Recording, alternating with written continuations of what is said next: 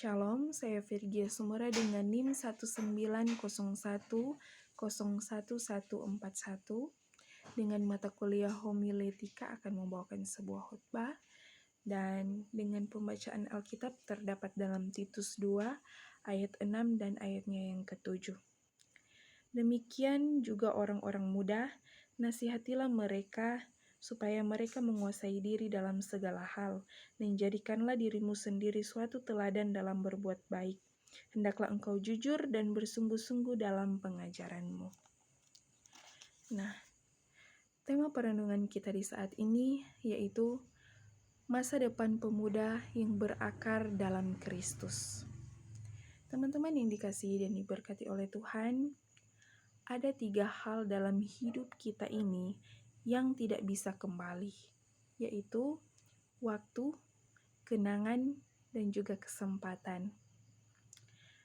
Kemudian juga ada 3 hal yang tidak dapat hilang dalam hidup kita, yaitu pengharapan, ketulusan, dan juga semangat. Setiap manusia, terutama kita sebagai pemuda Kristen, pastikan memiliki ketiga hal tersebut. Namun, tidak bisa dipungkiri bahwa masih banyak pemuda Kristen dalam menghadapi hidup ini dengan cara apatis atau tidak memiliki pengharapan, ketulusan, dan juga semangat. Bahkan pola pikir pun sudah jauh berbeda dari kebenaran firman Tuhan. Setiap pemuda Kristen dipanggil untuk menjadi saksi Tuhan dalam generasinya. Tetapi sangat disayangkan banyak pemuda Kristen yang tidak menyadari akan panggilan tersebut.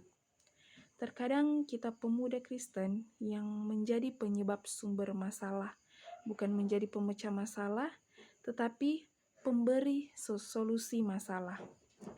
Malah kita pemuda Kristen sering terlibat dalam praktik kumpul kebo, narkoba, judi, mabuk-mabukan, tawuran, dan lain sebagainya. Teman-teman yang dikasihi dan diberkati oleh Tuhan, menunjukkan suatu kondisi kerohanian yang dangkal dan tidak berakar dalam Kristus.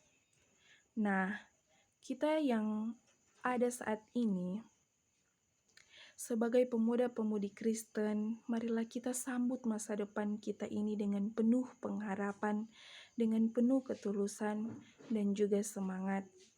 Masa depan kita seperti yang terdapat dalam Yeremia 29 ayatnya yang ke-11, yaitu firman Tuhan berkata, sebab aku ini mengetahui rancangan-rancangan apa yang ada padaku mengenai kamu, demikianlah firman Tuhan, yaitu rancangan damai sejahtera dan bukan rancangan kecelakaan, untuk memberikan kepadamu hari depan yang penuh dengan harapan.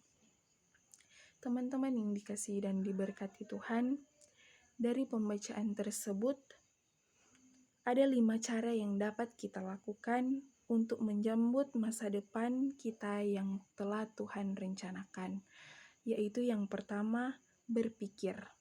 Maksudnya sebelum kita melakukan segala sesuatu, itu kita dahulukan dengan berpikir. Kemudian yang kedua, bertindak.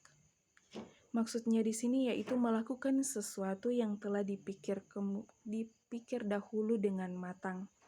Yang ketiga, kebiasaan. Maksudnya di sini kita akan terbiasa dahulu dengan berpikir dahulu lalu bertindak. Kemudian yang keempat, ada karakter. Maksudnya di sini yaitu akan menunjukkan sifat kita setelah mengikuti ketiga langkah di atas.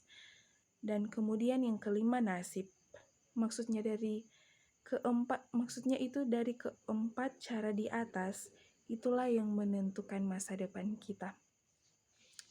Nah, teman-teman yang dikasihi dan diberkati oleh Tuhan, untuk mengakhiri khotbah saat ini, saya memiliki sebuah ilustrasi.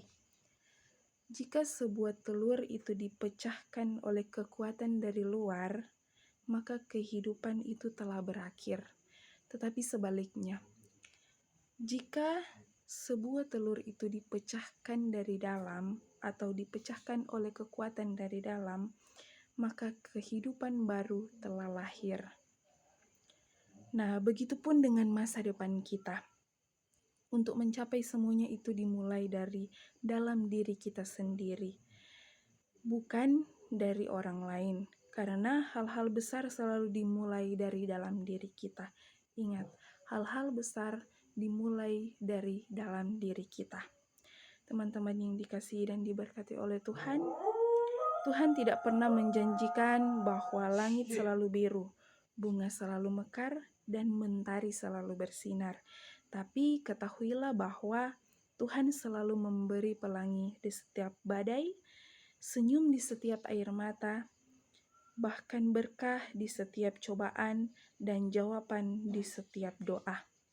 Jangan pernah menyerah, dan marilah kita sambut masa depan ini dalam tangan Tuhan dengan penuh pengharapan, penuh ketulusan, dan penuh dengan semangat. Amin. Terima kasih.